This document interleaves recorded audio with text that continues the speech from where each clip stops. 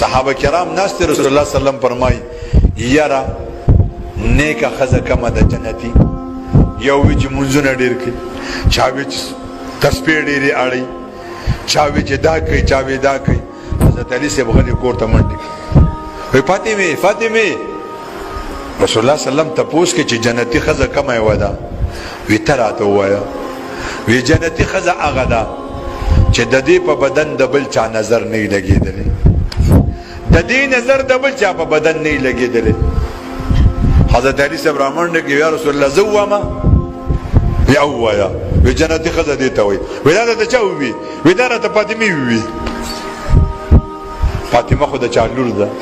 فاطمه بیبي ناسته ده رسول الله صلی الله علیه وسلم ته فرمایي فاطمه میاشته وګوره راختلې ده هغه بیا او اباجانه بیا ودې وګوره کنه میاشته بیا ودې اباجانه او راختلې ده بیا ورته فاطمه ته ولې نه ګوري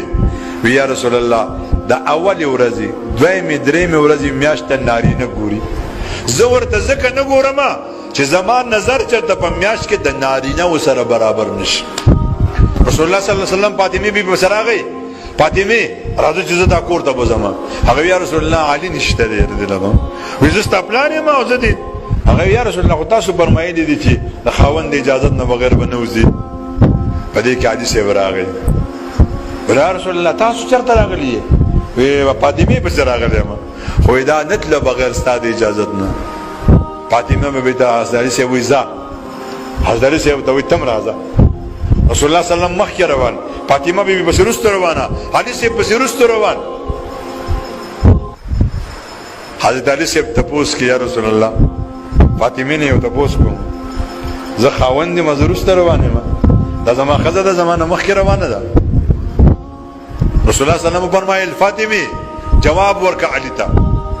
وی یا رسول الله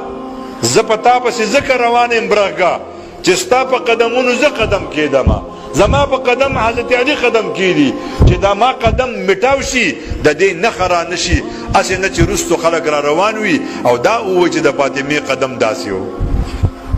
دې ته ویل کېږي د حیات ژوند